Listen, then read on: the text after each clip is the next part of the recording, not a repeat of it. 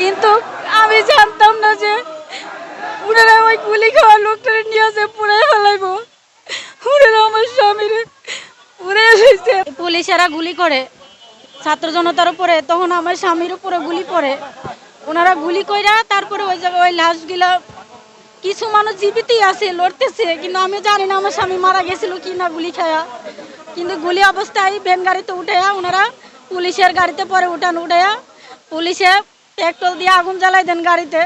আগুন জ্বালায় পুলিশ গুলি করতে করতে বের হয়ে যান। কিন্তু আমি জানতাম না যে ওই জায়গায় যে আমার স্বামী ছিল। সবার জন্য আমার বাচ্চাটা তখন 5 মাসের ছিল কুলে। যখন আমি বেড়ে খুঁজতেছি আর কান্না করতেছি, সবারই ছবি দেখাইতেছি, সবাই বলে যে ভাবি ও আমাদের সাথে আন্দোলনে ছিল, যে ও গুলি খাইছে, ওরে উড়ানো হয়েছে, আপনি মেডিকেলে খুঁজেন। আমি সমস্ত মেডিকেল, ঢাকা মেডিকেল থেকে সাভার আসলে এমন কোনো মেডিকেল আমি বাদ রাখি নাই খোঁজা। আমি কেরানীগঞ্জ কারাগারে পর্যন্ত গেছি আমার স্বামীরে খোঁজার জন্য, সেনাবাহিনীর ক্যাম্পে পর্যন্ত গেছি যে গুলি খাওয়া লোকটা কই যাবে। সব খুঁজতে খুঁজতে পরে ওনারা ওই জায়গার থেকে 6টা লাশ যখন পুরাইছে ওই জায়গায়, ওদেরকে জিজ্ঞাসা করলাম যে স্যার এই লাশগুলো কখন নামাবেন।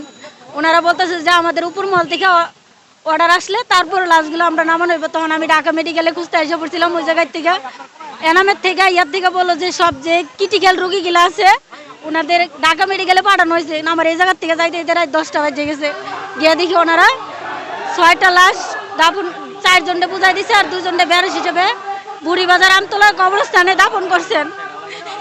কিন্তু আমি জানতাম না যে ওনারা ওই গুলি খাওয়া লোকটারে নিয়ে আসে পুড়ে ফেলাইবো। ওনারা আমার স্বামীর উড়ে এসেছে। তারপর ওই জায়গায় যখন আমি বললাম, পরে যারা মাটি দিছে তারা বললো হ্যাঁ আপনার স্বামীর এই জায়গায় মাটি দিছি। আমি যখন সব ডকুমেন্ট নিয়ে গেলাম যে আমার স্বামী এই অবস্থায় পোশাক পরে গেছে, আমি আসলে থানায় জিটি পর্যন্ত করি। তারপরে ওনারা যাওয়ার পরে আমরা মানি না আপনার স্বামী জোড়া। পরে আমি লাশ উঠে ডিএনএ টেস্ট পর্যন্ত হইলো, ডিএনএ টেস্টে মিলছে। ওনারা বলছে যে আমার স্বামীর লাশ মিললে দিয়ে দিবে, কিন্তু ওনারা আমার স্বামীর লাশটা পর্যন্ত আমার দেয়নি, ওই জায়গায় দাফন করে রাখছে। আরে আমার গেছের তো দূরের কথা, আজকে 1.5টা বছর হয়ে গেছে আমি আমার 2টা সন্তান নিয়ে মানুষের ধারে ধারে ঘুরতেছি। আমার পরিবারটা নিয়ে আমি আজকে বড় অসহায়। আজকে যে ঢাকা আসছি আমি মানুষের তো ধার দেনা করে নিয়ে আমার ঢাকা আসা লাগছে।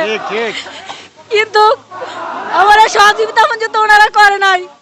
ওনারা এই থেকে সব জায়গার থেকে সব রকমের ডকুমেন্ট আমি দিছি, ডিএনএ টেস্ট থেকে মেডিকেল রিপোর্ট থেকে আমার স্বামীর যত ডকুমেন্ট আছে মামলার কপি থেকে সমস্ত কিছু দিছি ওনারা।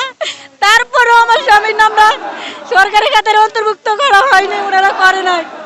ওনারা আমি যে শহীদের স্ত্রী, আমার 2টা সন্তান, ওনারা একটা বারের জন্য আমার সাথে দেখা করে নাই, ওনারা আমার সাথে কথা বলে নাই।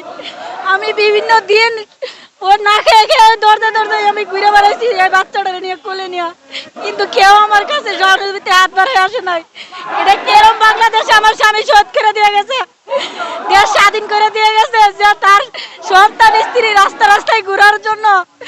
আর কই ওনাদের ডাকে আমার স্বামী রাস্তায় নামছে, ওনারা তো আমার স্বামী আমার 2টা সন্তানের কোনো খোঁজ নাই না।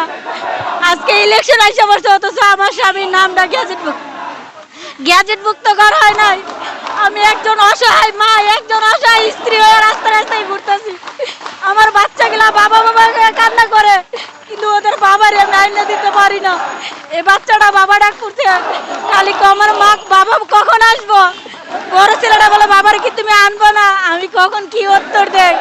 কিন্তু কেউ তো বোঝে না যে আমার ভিতরে কি হয়ে যাইতেছে। কিন্তু ওনারা আমার স্বামীর নামটা এখন যত গ্যাজেট করে না। এটা কি বাংলাদেশে আমরা বসবাস করি, যাদের রক্তর বিনিময়ে স্বাধীন পাইছে, অথচ ওদেরকে এই সম্মান দেওয়া হয় না। এটা সেরকম বাংলাদেশ। আমার সবার কাছে একটাই রিকোয়েস্ট,